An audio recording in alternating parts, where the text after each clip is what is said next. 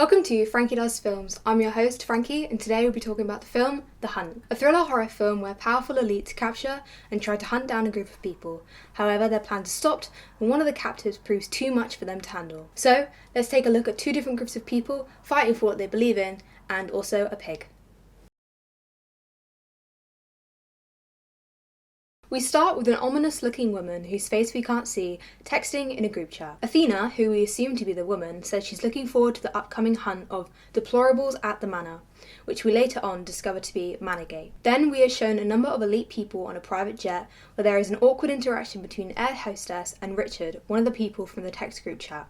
He asks her if she's ever tried caviar and she says she hasn't. He goes on to give her an unwarranted story of a bottle of champagne found in a shipwreck when she suddenly drops the glass when a large man emerges from the cargo hold. He's confused and one of the male passengers says he's a doctor and asks him to sit down, and when he does, he stabs him in the neck with a pen. This scene was really funny to me as the male passenger places down towels for the man to rest on and then stabs him in the neck with blood literally going everywhere, kind of just depleting the whole point of using the towels. After all this, the large man gets up from the floor, whacking the male passenger over the head with the champagne bottle. It's almost as if the champagne is synonymous, maybe?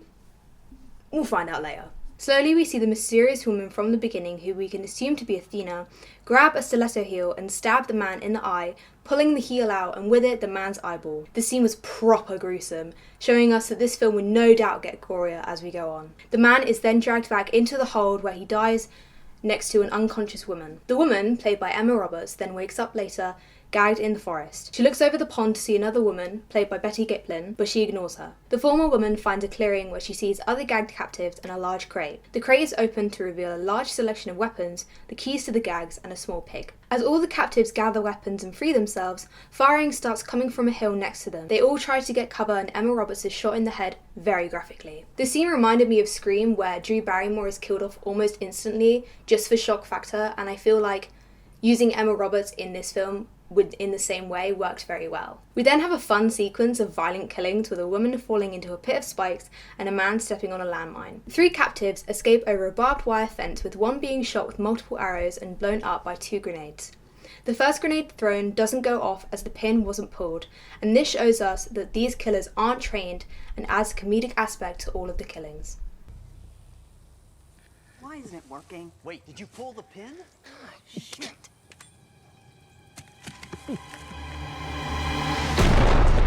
The three captives run to a petrol station whose owners, Mart and Pop, who are actually Miranda and Julius, identify their location as Arkansas. The three captives identify where they were kidnapped from and realise they are part of the Manigate conspiracy. One of the captives then goes on to explain Manigate to Ma and Pop, saying that Manigate is a conspiracy online where a group of elite liberal hunters hunt normal people for sport. When one of the captives eats a donut from the shop, she starts foaming at the mouth and collapses. Ma and Pop reveal themselves to be the hunters and throw a glass canister into the store, shooting one of the captives in the stomach with a shotgun. They then clear out the bodies and clean up the store, ready for the next captive who's on her way. A woman arrives and buys cigarettes with a note stashed in her sock.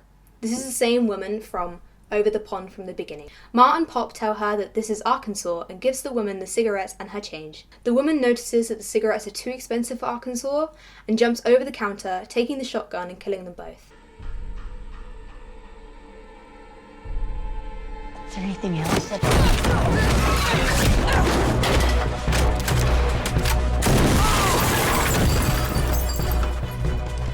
No, please! Cigarettes in Arkansas only cost $6. You fucked up, bitch! She inspects outside and notices that the license plate of a truck outside is fake, with a bomb strapped to the door.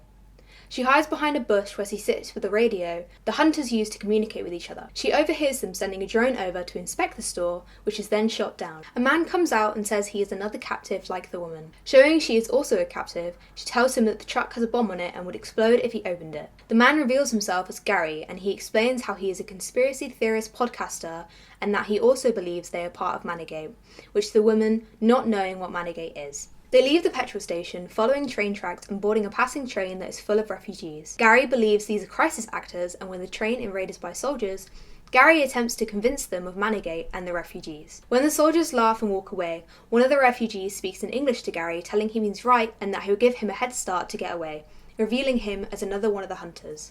And you know what? I'll even give you guys a head start before I come after you. How's that sound? You good? Gary, fuming, attacks the hunter, taking one of his grenades and putting it in his pants and killing him. The woman is then taken to a refugee camp where she meets Don, another captive. Oliver, an envoy from the American embassy, arrives to take them to the embassy. In the car, Oliver asks them why they think they were chosen. Suspicious, the woman kicks Oliver out of the car and runs him over. No matter how minor that might make somebody want to try something is...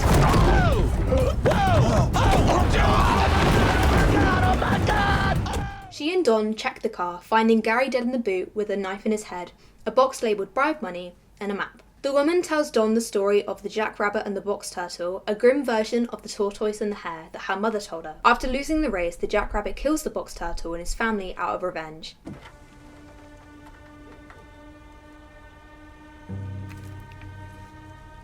Because the jackrabbit always wins. Your mama told you that story? She states that the jackrabbit always wins and removes the knife from Gary's head as the pig reappears from the forest. The duo decide to follow the map back to the starting point where the other hunters are hiding out. Here we see the hunters reveal the contempt for right-wingers and the purpose of the hunt. While Richard, from the beginning, goes outside to pee, Don distracts him with the pig and the woman slices his throat. Don then releases the pig into the hunter's bunker and the woman kills the hunters one by one and wounds another woman, Liberty. Don says her life should be spared as she is a woman and the woman asks her if she believes that. As Liberty says no, the woman kills her and wounds the hunter's tactical consultant, Sergeant Dale. Hey, miss. Do you think you should be afforded mercy just 'cause you're a girl? No.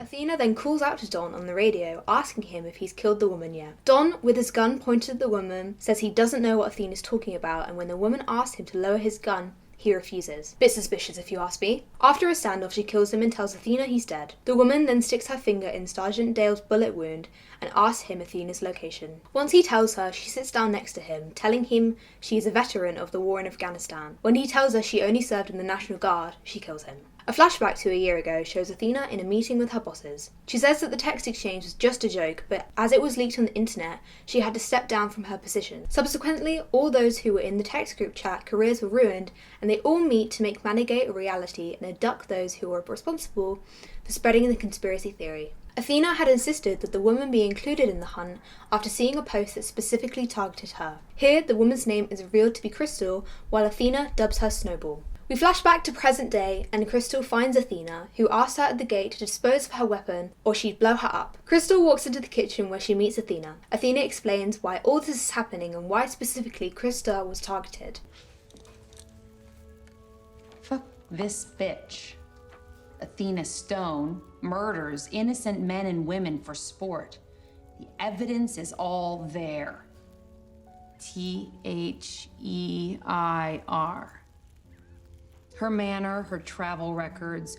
Oh, and in case you were still on the fence, she fucking admitted to it in a text message. Admitted was all caps. Crystal is confused and says that Athena has gotten her confused with another woman from the same city with the same first name but a differently spelled middle name. The two then fight, battling each other throughout the house. I thought this was undoubtedly the best scene in the film, as it uses clever angles and quick pans to really make me feel like I was watching a very intense fight scene. After truly battering each other, Athena impales Crystal with the blade of a food processor, which Crystal then uses to impale Athena while it's still stuck in her stomach. Talk about creative. They both lie on the floor bleeding out and Athena asks Crystal if she is the right person, which Crystal says no to again. Crystal asks why Athena called her Snowball, and Crystal argues that the name would be more fitting for Athena as the character from George Orwell's Animal Farm is an idealist who wants to make the world a better place. Athena then succumbs to her injuries while Crystal turns and sees a jackrabbit by the door. She then gets to her feet, cauterizing her wound with the creme brulee torch. Crystal changes into Athena's clothes, taking the bottle of champagne referenced from the beginning of the film and Athena's dog out to the private jet parked by the house. The crew from the beginning are shocked to find Crystal alive, and she asks them to take her home. The same hostess from the start of the film offers Crystal some caviar, which Crystal accepts and asks if she's ever tried it. The hostess says no, and Crystal encourages her to try it while she drinks the champagne from the bottle. How is it?